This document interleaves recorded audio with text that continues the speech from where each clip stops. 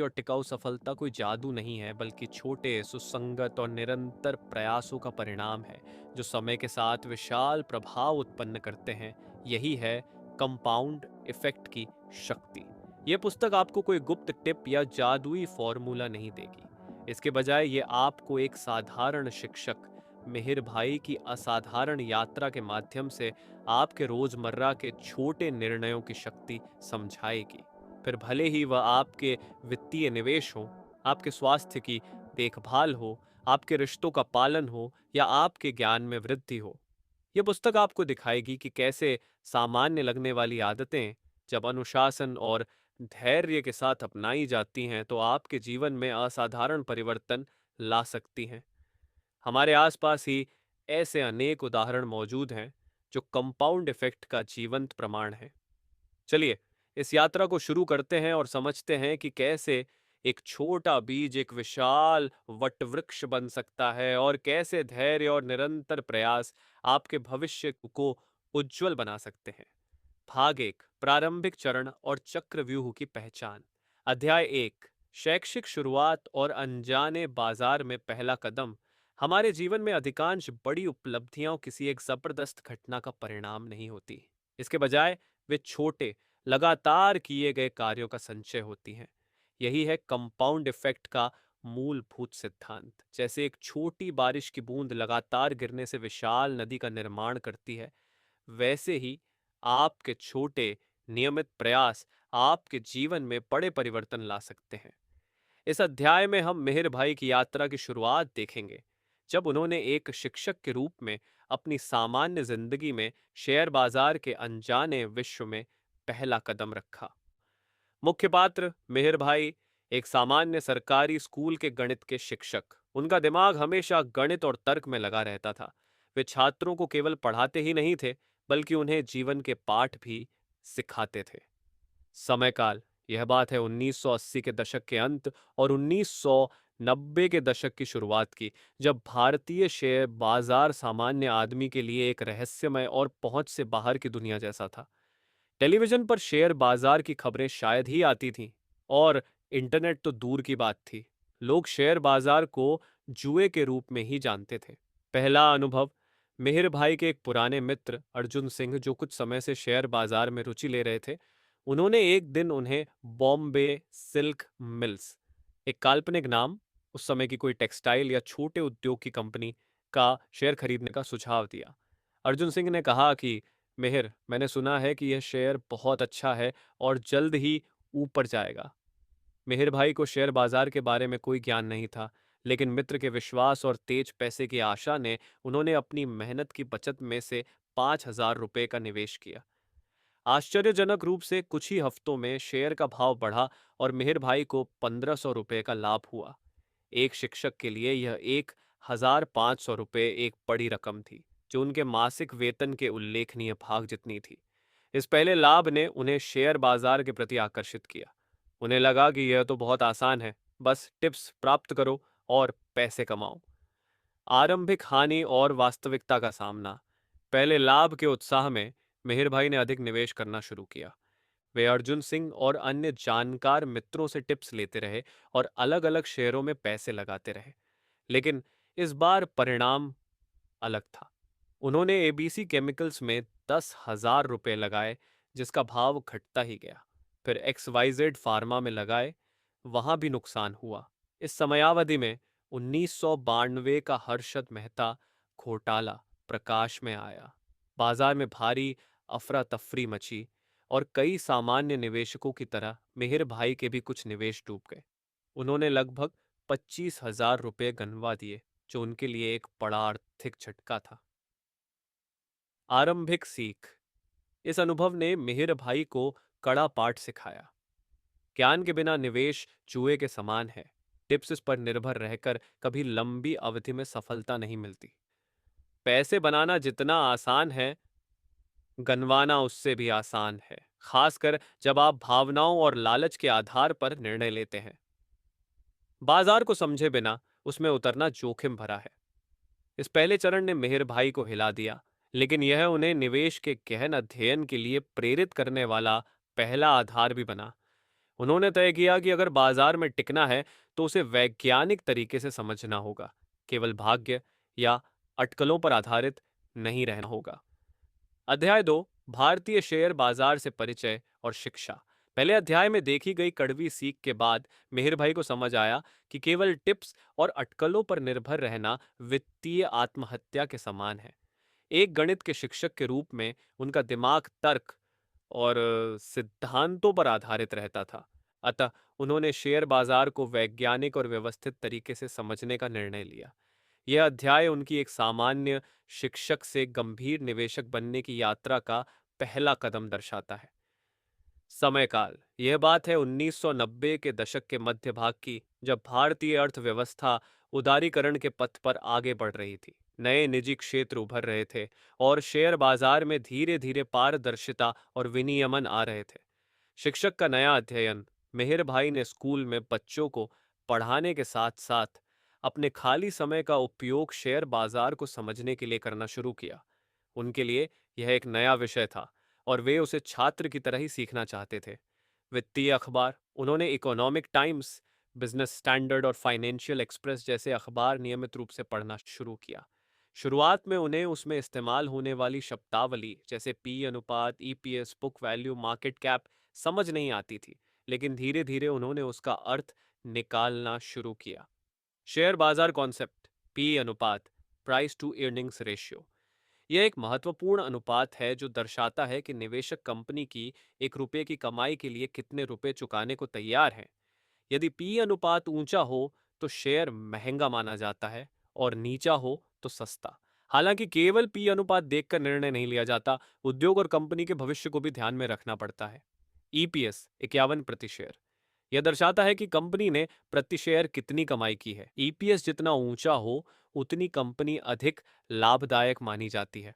Book value, ये company की net asset value दर्शाता है, यानी कंपनी की सभी संपत्ति में से उसकी देनदारियां घटाने पर कितनी कीमत बची रहती है। मार्केट कैप, मार्केट कैपिटलाइजेशन, यह कंपनी के कुल बाजार मूल्य को दर्शाता है। शेयर का भाव एक्स कुल शेयरों की संख्या। बड़ी मार्केट कैप वाली कंपनियां आमतौर पर अधिक स्थिर मानी जाती हैं। कंपनी की वार्षिक रिपोर्ट, उन्होंने सार्वजनिक क्षेत्र की और निजी क्षेत्र की कंपनियों की वार्षिक रिपोर्ट, एनुअल रिपोर्ट्स प्राप्त करके उसका विश्लेषण करने का प्रयास किया। इस समय इंटरनेट का व्यापक प्रचार कम होने के कारण वे कंपनी के ऑफिस से या ब्रोकरों से हार्ड कॉपी प्राप्त करते थे। उन्होंने लाभ, बिक्री, ऋण, कर्ज, नकद प्रवाह, कैश फ्लो जैसे कारकों का महत्व समझने का प्रयत्न किया। शेयर बाजार कॉन्सेप्ट, नकद प्रवाह, कैश फ्लो, कंपनी के व्यवसाय से वास्तविक नकद कितनी आती है और जाती है, यह दर्शाता है। सकारात्मक नकद प्रवाह कंपनी की वित्तीय मजबूती दर्शाता है। मूलभूत सिद्धांत, फंडामेंटल एनालिसिस, धीरे धीरे उन्हें समझ आया कि कंपनी के पीछे छिपा बिजनेस कितना मजबूत है, उसका भविष्य कैसा है और उसका प्रबंधन कौन करता है, वह अधिक महत्वपूर्ण है। उन्होंने कंपनी का मूल्य, वैल्यूएशन कैसे निर्धारित करना है, यह सीखना शुरू किया। उन्हें समझ आया कि सस्ते भाव पर अच्छी कंपनी खरीदना ही सही निवेश है, न कि महंगे भाव पर कोई भी कंपनी खरीदना। निवेशक बनने का पहला कदम, इस समयावधि में मेहर भाई ने छोटे पैमाने पर लेकिन अधिक समझदारी पूर्वक निवेश करना शुरू किया। उन्होंने भारतीय उपभोक्ता उत्पाद एफएमसीजी कंपनियों जैसे कि हिंदुस्तान लिवर, आज की हिंदुस्तान यूनिलीवर और एशियन पेंट्स जैसे शेयरों में निवेश किया, जिनकी प्रोडक्ट्स का वे और उनका परिवार रोजमर्रा उपयोग करता था। उन्होंने ऐसी कंपनियों में विश्वास रखा क्योंकि उन्हें उनका व्यवसाय समझ आता था। उन्हें पता था कि ये कंपनियां किसी भी परिस्थिति में चलेंगी, क्योंकि लोग रोजमर्रा की चीजों का उपयोग करना बंद नहीं करेंगे। इन कंपनियों के शेयर धीरे धीरे लेकिन लगातार वृद्धि दिखाते थे, जिसने मेहर भाई का आत्मविश्वास बढ़ाया। यह अध्याय मेहर भाई के परिवर्तन का एक महत्वपूर्ण चरण दर्शाता है। वे अब केवल जुएबाज नहीं रह गए थे, बल्कि फंडामेंटलिस्ट बनने की ओर आगे बढ़ रहे थे। उन्होंने समझा कि शेयर बाजार कोई तेजी से पैसा कमाने की स्कीम नहीं है, बल्कि वह व्यवसायों में भागीदारी है और सफलता के लिए गहरा ज्ञान और विश्लेषण आवश्यक है। अध्याय 3, मेरा पहला सच्चा संकट और गहरी समझ। शेयर बाजार में ज्ञान प्राप्त करने की शुरुआत करने के बाद मिहिर भाई को लगता था कि अब वे बाजार को समझ गए हैं। उन्होंने कुछ मूलभूत रूप से मजबूत शेयरों में निवेश भी किया था, लेकिन बाजार हमेशा अप्रत्याशित रहा है। यह अध्याय मिहिर भाई के निवेश जीवन का पहला सच्चा संकट दर्शाता है, जिसने उन्हें अधिक गहरी समझ दी और भविष्य के लिए तैयार किया। समयकाल 1990 के दशक का अंत और 2000 की शुरुआत, विशेष रूप से डॉट कॉम बबल का समयकाल। भारत में भी अंतर्राष्ट्रीय बाजारों की तरह आईटी और टेक्नोलॉजी शेयरों में असाधारण तेजी थी। कई लोग जिन्होंने कंप्यूटर या इंटरनेट के बारे में खास समझ नहीं थी, वे भी आईटी शेयरों में निवेश कर रहे थे, क्योंकि भाव रोज बढ़ते थे। अपेक्षाएं और वास्तविकता। मिहिर भाई ने अपने अध्ययन के अनुसार कुछ अच्छी आईटी कंपनियों में निवेश किया था। इन्फोसिस इन्फोसिस या सत्यम कंप्यूटर्स जो उस समय बहुत लोकप्रिय था, जैसे कंपनियों के शेयर उन्होंने खरीदे थे। शुरुआत में उन्हें अच्छा लाभ हुआ और उन्हें लगा कि उनका मूलभूत अध्ययन सही है। बाजार की तेजी उन्हें अधिक उत्साहित कर रही थी, लेकिन 2000 के साल की शुरुआत में वैश्विक स्तर पर डॉट कॉम बबल फूटा और उसका असर भारतीय बाजार पर भी हुआ। आईटी शेयरों के भाव अचानक तीव्र गति से घटने लगे। मेहर भाई के निवेश की कीमत तेजी से घटने लगी। उनका लाभ कम होता गया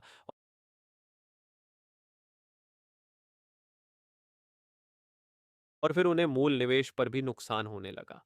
उन्होंने सत्यम कंप्यूटर्स, जो बाद में बड़े घोटाले में फंसा, में उल्लेखनीय नुकसान देखा। हार और सीख। यह संकट मिहिर भाई के लिए बहुत ही दर्दनाक था। उन्होंने अपनी मेहनत से कमाए हुए पैसे गंवा दिए।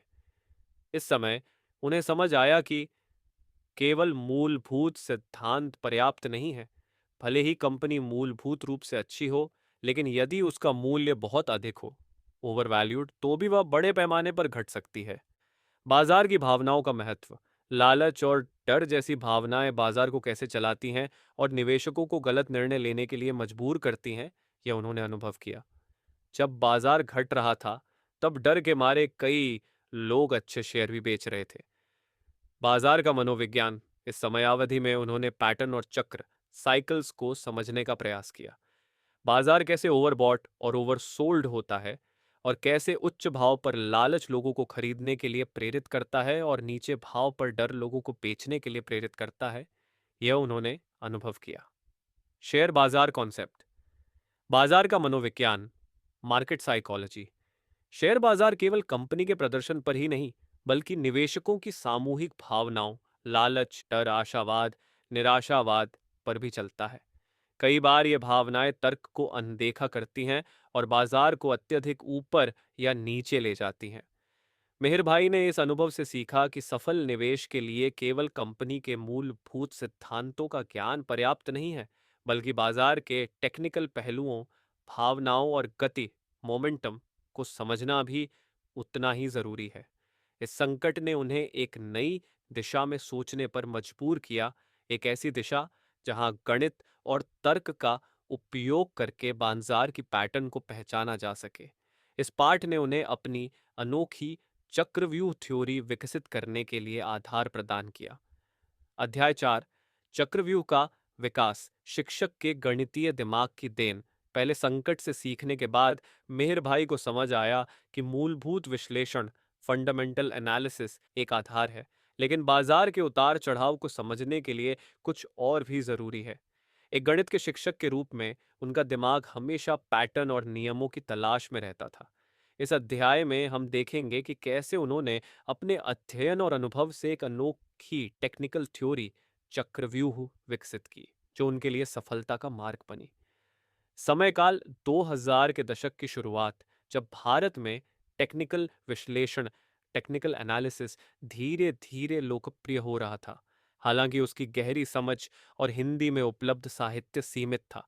नई दिशा और अनुसंधान। मेहर भाई ने अपनी गणित और तर्क शास्त्र की पृष्ठभूमि का उपयोग करके शेयर के भाव और वॉल्यूम, ट्रेडिंग की मात्रा की पैटर्न का विश्लेषण करना शुरू किया। उन्होंने अलग अलग शेयरों के दैनिक, साप्ताहिक और मासिक चार्ट का अध्ययन किया। वे घंटों तक चार्ट पर मोमबत्तियां, कैंडल स्टिक्स और लाइंस खींचते, भाव की गतिविधियों का निरीक्षण करते। चक्रव्यूह का जन्म उनके निरंतर अध्ययन के दौरान मेहर भाई ने एक दिलचस्प पैटर्न देखी। किसी भी शेयर का भाव निश्चित चक्र में घूमता है। इस चक्र में वह एक निश्चित आधार, बेस सपोर्ट और गतिशील शीर्ष, डायनामिक पीक के बीच गति करता है, जैसे कि एक अभेद्य चक्रव्यूह हो। उन्होंने देखा कि शेयर का भाव एक निचले आधार, सपोर्ट और एक ऊपरी प्रतिरोध, रेसिस्टेंस के बीच बार बार टकराकर वापस आता है। यह एक चक्रव्यूह जैसी संरचना बनाता है। इस चक्रव्यूह से बाहर निकलने वाला शेयर ही सही अर्थों में बाहुबली बन सकता है, ऐसा उन्हें लगा। सिद्धांत: आधार और प्रतिरोध, support and resistance. Aadhaar support वह भाव स्तर जहां शेयर का भाव नीचे जाना बंद करता है और वहां से वापस ऊपर आने की संभावना होती है। यह वह भाव है जहां खरीदारों की संख्या विक्रेताओं से बढ़ जाती है। प्रतिरोध रेजिस्टेंस वह भाव स्तर जहां शेयर का भाव ऊपर जाना बंद करता है और वहां से वापस नीचे आने की संभावना होती है। यह वह भाव है जहां विक्रेताओं की संख्या खरीदारों से बढ़ जाती है। मेहर भाई ने देखा कि ये स्तर बार बार बदलते हैं, लेकिन एक निश्चित समयावधि के लिए वे चक्रव्यूह का हिस्सा बने रहते हैं। चक्रव्यूह भेदना, ब्रेकिंग द चक्रव्यूह ब्रेकआउट। ऊपर की ओर का भंजन, अपवर्ड ब्रेक। जब शेयर का भाव अपने प्रतिरोध स्तर चक्रव्यूह की दीवार को तोड़कर ऊपर जाता है और वहां टिका रहता है, तब वह चक्रव्यूह का ऊपर की ओर का भंजन, अपवर्ड ब्रेक दर्शाता है। यह एक मजबूत संकेत है कि शेयर अब नई गति पकड़ेगा और अधिक ऊंचाइयों की ओर जाएगा। मेहर भाई इसे अभिमन्यु का चक्रव्यूह भेदने का प्रयास कहते, जहां सफलता मिल रही है। नीचे की ओर का भंजन, डाउनवर्ड ब्रेक। इसके विपरीत, जब भाव अपने आधार स्तर चक्रव्यूह की दीवार को तोड़कर नीचे जाता है, तब उसे चक्रव्यूह का नीचे की ओर का भंजन, डाउनवर्ड ब्रेक कहा जाता है। यह एक संकेत है कि शेयर और घटेगा। सरल गणितीय सूत्रों और चार्ट पैटर्न का उपयोग। मेहर भाई ने इस चक्रव्यूह को पहचानने के लिए सरल गणितीय सूत्रों जैसे moving average, moving averages, relative strength index RSI, volume analysis और मूलभूत चार्ट पैटर्न जैसे triangle triangle, flag flag, head and shoulders का उपयोग किया। उन्होंने एक दिवसीय भाव से अधिक साप्ताहिक और मासिक भाव के चार्ट को महत्व दिया, क्योंकि वे लंबी अवधि की पैटर्न दर्शाते थे और नॉइज, गैर जरूरी भाव उतार चढ़ाव कम था। शेयर बाजार कॉन्सेप्ट, मूविंग एवरेज। यह एक टेक्निकल इंडिकेटर है जो शेयर के भाव की औसत गणना करके भाव के ट्रेंड को सरल बनाता है। कम अवधि की मूविंग एवरेज लंबी अवधि की मूविंग एवरेज को ऊपर से क्रॉस करे तब तेजी का संकेत माना जाता है और नीचे से क्रॉस करे तब मंदी का। शेयर बाजार कॉन्सेप्ट, आरएसआई, रिलेटिव स्ट्रेंथ इंडेक्टर। यह एक मोमेंटम इंडिकेटर है जो शेयर ओवरबॉट, अत्यधिक खरीदा गया है, या ओवरसोल्ड, अत्यधिक बेचा गया है, यह दर्शाता है। आमतौर पर 70 से ऊपर आरएसआई हो तो शेयर ओवरबॉट और 30 से नीचे हो तो ओवरसोल्ड माना जाता है। क्रियान्वयन का दृष्टिकोण, उन्होंने चक्रव्यूह के अंदर रहने वाले शेयरों को खरीदने से परहेज किया। जो शेयर ऊपर की ओर का भंजन देते थे, उनमें उन्होंने कम मात्रा में निवेश करना शुरू किया, और जो शेयर नीचे की ओर का भंजन देते थे, उनसे बाहर निकल जाते या शॉर्ट सेलिंग करना सीखते थे। यह चक्रव्यूह थ्योरी मेहर भाई के लिए एक गेम चेंजर साबित हुई। वह उन्हें बाजार की अनिश्चितता में भी एक स्पष्ट दिशा दे रही थी। उन्होंने अपने गणित के ज्ञान का उपयोग करके शेयर बाजार को जुए से तार्किक खेल में बदल दिया। इस थ्योरी के विकास ने उन्हें एक सच्चे टेक्निकल निवेशक बनाया और भविष्य में बड़ी सफलता के लिए आधार तैयार किया। मेहर भाई ने समझाया कि चार्ट एनालिसिस केवल भाव की गतिविधि दर्शाता है, वह भाव को प्रभावित नहीं करता। भाव तो कंपनी के प्रदर्शन, उद्योग के विकास और बाजार की भावनाओं से प्रभावित होता है। चार्ट केवल उस प्रभाव को दृश्यात्मक रूप से दर्शाता है जिससे निवेशक सही समय पर निर्णय ले सके। अध्याय 5, बाजार के मास्टर्स और छोटे निवेशक का फंसना। मेहर भाई चक्रव्यूह थ्योरी विकसित करने के बाद बाजार को अधिक तार्किक रूप से देख सकते थे, लेकिन उन्हें यह भी समझ आया कि बाजार केवल गणित और तर्क से ही नहीं चलता। उसमें बाजार के मास्टर्स, बड़े संस्थागत निवेशक, फंड मैनेजर और प्रमोटर की भी बड़ी भूमिका होती है। इस अध्याय में मिहिर भाई के अनुभवों के माध्यम से हम देखेंगे कि कैसे ये बड़े खिलाड़ी बाजार को चालाकी से चलाते हैं और छोटे रिटेल निवेशकों को कैसे अपने जाल में फंसाते हैं। बाजार के मास्टर्स कौन हैं? बाजार के मास्टर्स बड़े फंड, बैंक, विदेशी संस्थागत निवेशक, एफआईआई, घरेलू संस्थागत निवेशक, डीआईआई और कुछ शक्तिशाली प्रमोटरों का समूह है। उनके पास विशाल पूंजी, उन्नत तकनीक और बाजार के बारे में गहरी जानकारी होती है। बड़े खिलाड़ी छोटे निवेशकों को कैसे फंसाते हैं? मेहर भाई ने अपने अध्ययन और अनुभव से इन खिलाड़ियों की चाल को समझना शुरू किया। अफवाहों और भावनाओं का उपयोग, रूमर्स एंड इमोशनल प्ले। जब बड़े खिलाड़ियों को किसी शेयर में खरीदारी करनी होती है, तब वे अक्सर बाजार में नकारात्मक अफवाहें फैलाते हैं या छोटी बिक्री सेल ऑफ द्वारा भाव घटाते हैं। छोटे निवेशक घबराकर सस्ते भाव पर अपने शेयर बेच देते हैं और इसी समय बड़े खिलाड़ी धीरे धीरे उन शेयरों को खरीदते हैं। जब उन्हें बिक्री करनी होती है, तब वे सकारात्मक अफवाहें फैलाते हैं या भाव को कृत्रिम रूप से ऊपर ले जाते हैं। छोटे निवेशक लालच में आकर ऊंचे भाव पर खरीदते हैं और बड़े खिलाड़ी उन्हें बेचकर बाहर निकल जाते हैं। उदाहरण, एबीसी टेक्नोलॉजीज का मामला काल्पनिक। मेहर भाई ने 2012 में एबीसी टेक्नोलॉजीज के शेयर को 500 रुपए पर अपनी चक्रव्यूह थ्योरी के अनुसार ऊपर की ओर के भंजन पर खरीदा। कुछ महीनों में शेयर 600 रुपए हुआ। अचानक बाजार में अफवाह फैली कि कंपनी ने एक बड़ा ऑर्डर खो दिया है। शेयर का भाव 2 दिनों में 550 रुपए पर आ गया। कई छोटे निवेशक घबरा कर निकल गए। मेहर भाई ने अपनी थ्योरी के अनुसार देखा कि शेयर अभी भी अपने आधार स्तर से ऊपर था। उन्होंने बाहर निकलने से परहेज किया। कुछ दिनों बाद पता चला कि ऑर्डर खोने की बात गलत थी और शेयर फिर 650 रुपए पर पहुंच गया। यह एक बड़े खिलाड़ी द्वारा भावनात्मक खेल का मामला था। वॉल्यूम का उपयोग, वॉल्यूम मैनिपुलेशन। कभी कभी बड़े खिलाड़ी छोटे शेयरों में बड़ा वॉल्यूम दिखाकर कृत्रिम रूप से खरीदारी का माहौल बनाते हैं ताकि छोटे निवेशक आकर्षित हों। जब छोटे निवेशक खरीदने आते हैं, तब बड़े खिलाड़ी अपने शेयर बेच देते हैं। शेयर बाजार कॉन्सेप्ट, वॉल्यूम वॉल्यूम एक निश्चित समय अवधि में कितने शेयरों का व्यापार हुआ यह दर्शाता है। उच्च वॉल्यूम बाजार में अधिक गतिविधि दर्शाता है। यदि भाव बढ़ता है और वॉल्यूम बढ़ता है, तो तेजी मजबूत मानी जाती है। समाचार का समय निर्धारण, टाइमिंग ऑफ न्यूज। बड़े खिलाड़ी अक्सर अच्छे या बुरे समाचार आने से पहले ही अपनी पोजीशन ले लेते हैं, क्योंकि उनके पास जानकारी पहले पहुंच चुकी होती है। जब समाचार सार्वजनिक होता है, तब छोटे निवेशक प्रतिक्रिया देते हैं और बड़े खिलाड़ी उसका लाभ लेकर बाहर निकल जाते हैं। छोटे निवेशक को जाल में फंसने से कैसे बचाएं? मेहर भाई का दृष्टिकोण। मेहर भाई ने ऐसे जाल से बचने के लिए अपनी चक्रव्यूह थ्योरी और कुछ मूलभूत सिद्धांतों का पालन किया। भावनाओं पर नियंत्रण, इमोशनल कंट्रोल। शेयर बाजार में सबसे बड़ा दुश्मन बाहर नहीं, बल्कि आपके अपने अंदर है, आपका लालच और आपका डर। मेहर भाई हमेशा कहते थे, उन्होंने भावनाओं के बजाय अपनी थ्योरी के गणित पर आधारित रहे।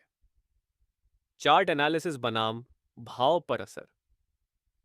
मेहर भाई समझाते थे कि चार्ट एनालिसिस शेयर के भाव को प्रभावित नहीं करता। वह केवल भाव की ऐतिहासिक गतिविधियों और वर्तमान पैटर्न को दर्शाता है।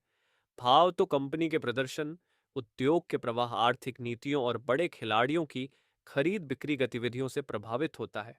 चार्ट एनालिसिस केवल आपको यह समझने में मदद करता है कि कब प्रवेश करना है या कब बाहर निकलना है। यह एक दर्पण है जो बाजार की भावनाओं और गति को प्रतिबिंबित करता है। जानकारी की पुष्टि। किसी भी अफवाह या समाचार पर सीधा विश्वास न करें। उसकी सच्चाई की पुष्टि करने का प्रयास करें और कंपनी के फंडामेंटल्स के साथ उसकी तुलना करें। विविधीकरण, डाइवर्सिफिकेशन। एक ही शेयर में या एक ही सेक्टर में सारा निवेश न करें। अलग अलग सेक्टर और अलग अलग कंपनियों में निवेश बांटने से जोखिम घटता है। यदि किसी एक सेक्टर में मंदी आती है, तो दूसरे सेक्टर आपके पोर्टफोलियो को सहारा दे सकते हैं। लंबी अवधि की दृष्टि। बड़े खिलाड़ी कम अवधि के उतार चढ़ाव का लाभ उठाते हैं। छोटे निवेशकों के लिए लंबी अवधि का निवेश अधिक सुरक्षित और फायदेमंद है। लंबी अवधि में अच्छे फंडामेंटल्स वाली कंपनियां हमेशा ऊपर आती हैं, भले ही कम अवधि में कितनी भी उतार चढ़ाव हो। मेहर भाई ने इन अनुभवों के माध्यम से सीखा कि बाजार एक जंगल जैसा है जहां बड़े शिकारी छोटे शिकारियों को फंसाने का प्रयास करते हैं। लेकिन यदि आप अपने नियमों, अपनी चक्रव्यूह थ्योरी और अपने धैर्य पर अडिग रहते हैं तो आप इस जाल से बच सकते हैं और सफलता प्राप्त कर सकते हैं।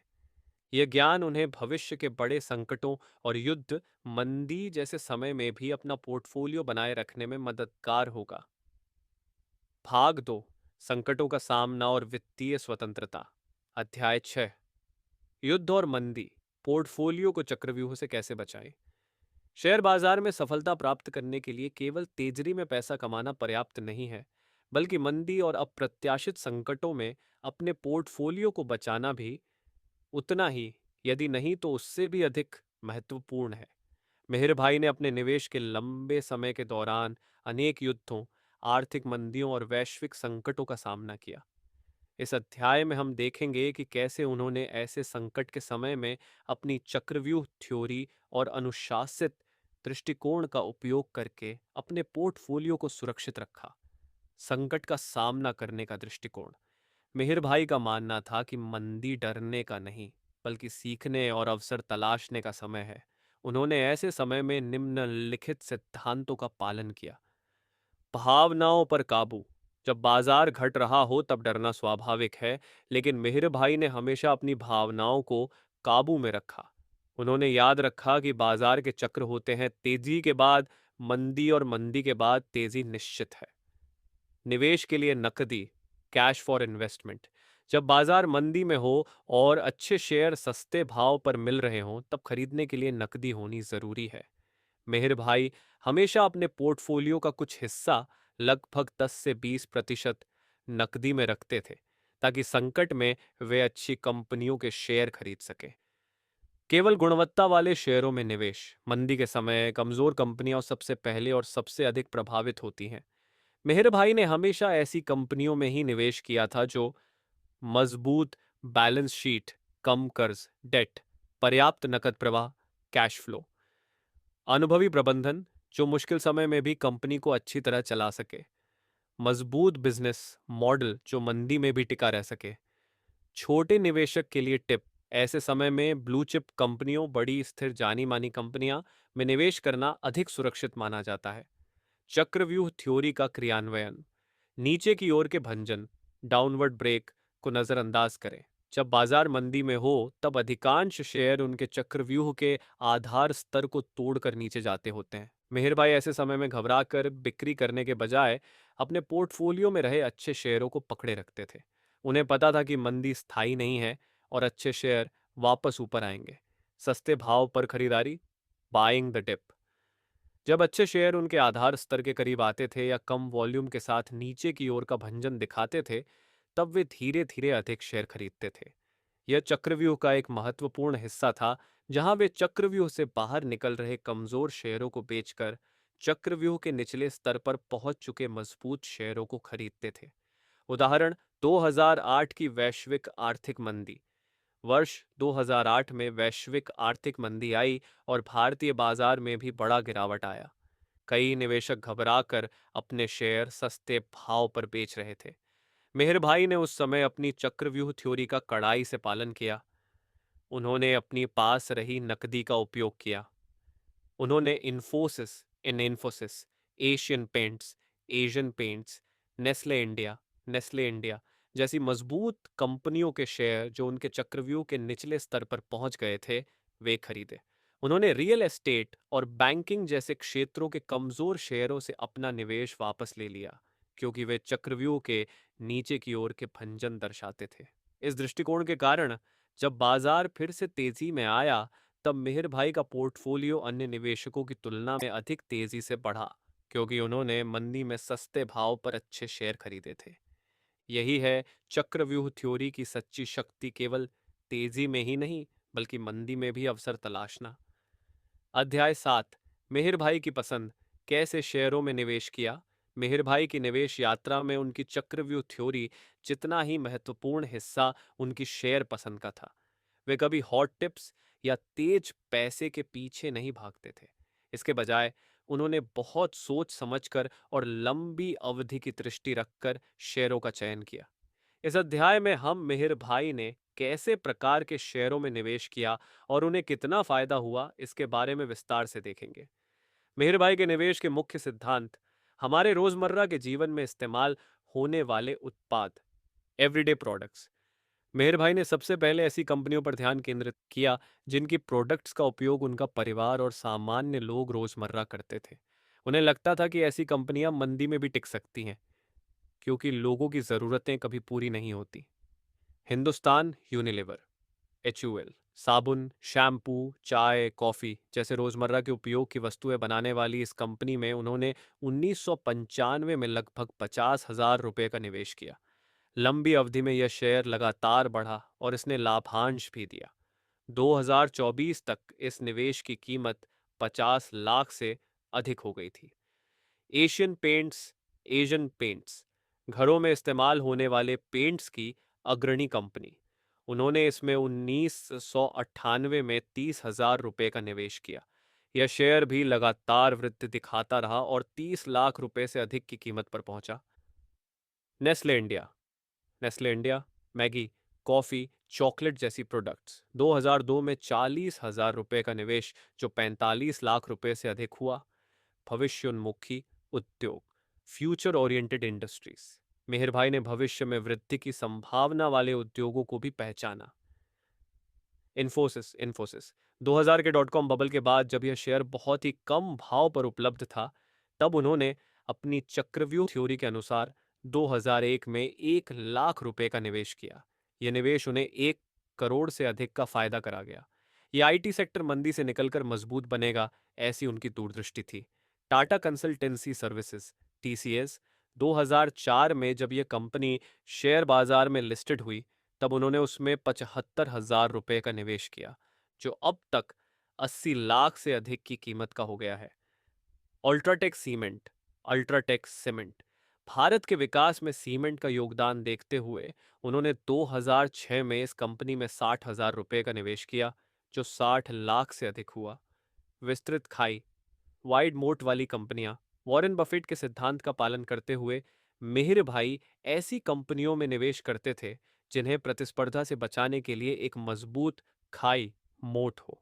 जैसे मजबूत ब्रांड नाम, strong brand name, HUL, Nestle.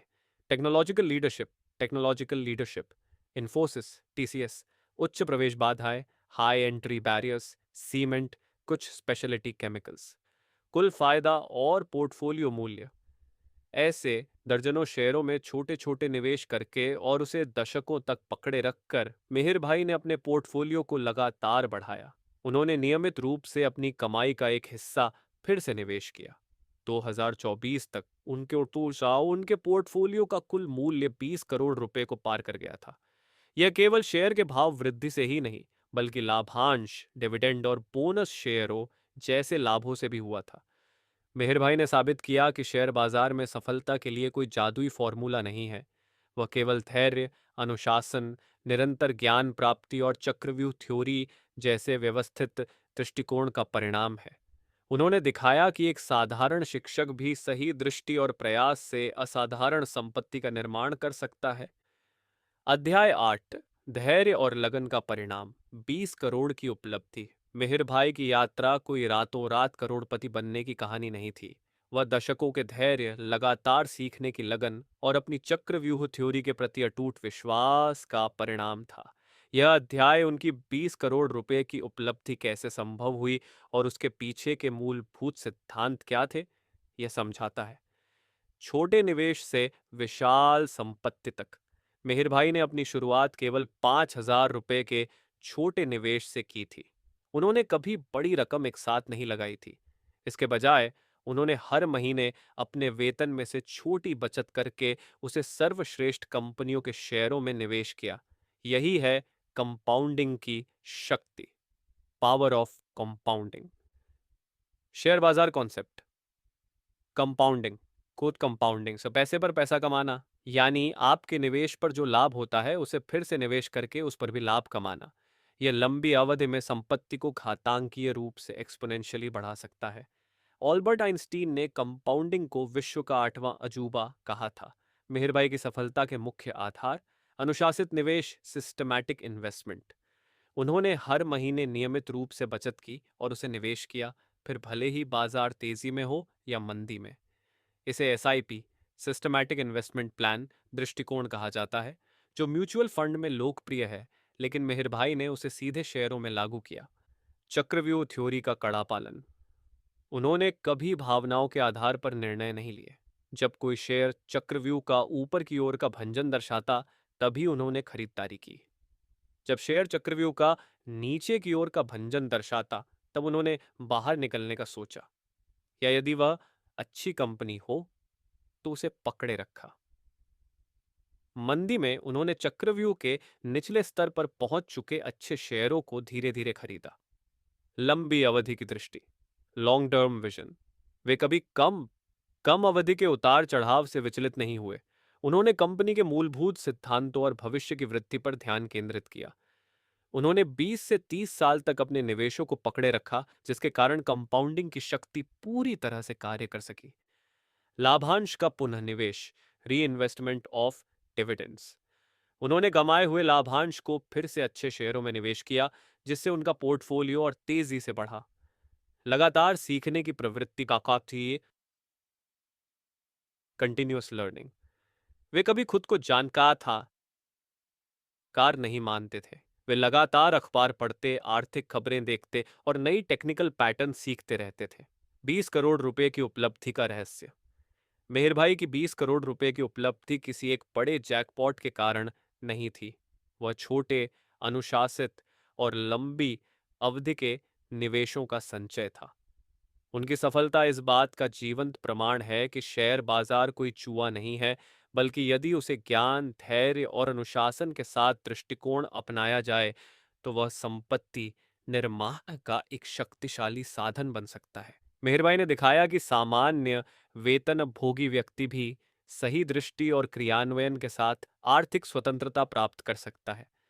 उनकी कहानी ऐसे हर व्यक्ति के लिए प्रेरणा है जो शेयर बाजार में निवेश करने का विचार कर रहे हैं, लेकिन डर या अज्ञानता के कारण रुके हुए हैं। अध्याय 9, छोटे निवेशकों के लिए मेहर भाई के पाठ। मेहर भाई की 20 करोड़ तक पहुंचने की असाधारण यात्रा केवल एक सफलता की गाथा नहीं है, बल्कि यह हर छोटे निवेशक के लिए अमूल्य पाठों का खजाना है। अपनी सेवानिवृत्ति के बाद मेहर भाई ने कई सेमिनारों में और स्कूलों में छात्रों को आर्थिक साक्षरता के बारे में मार्गदर्शन दिया। उनके मुख्य पाठ निम्नलिखित थे। सबसे पहले, ज्ञान प्राप्त करें।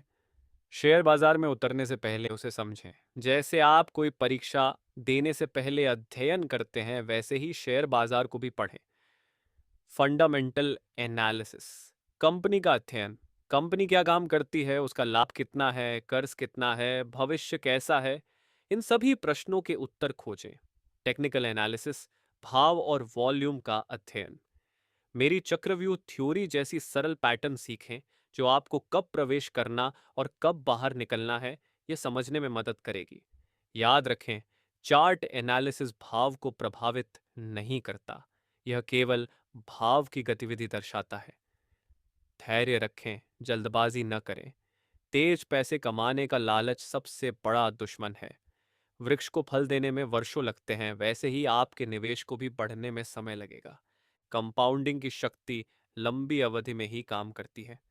अनुशासित रहें, अपनी खुद की निवेश योजना बनाएं और उसका कड़ाई से पालन करें, फिर भले ही बाजार कितना भी डराए या लालच दे। भावनाओं को आपके निर्णयों पर हावी ना होने दें। लालच और डर दोनों खतरनाक हैं। नियमित निवेश करें, एसआईपी पावर। छोटी छोटी रकम नियमित रूप से निवेश करते रहें। बूंद बूंद से घड़ा भरता है, यह शेयर बाजार में भी सच साबित होता है।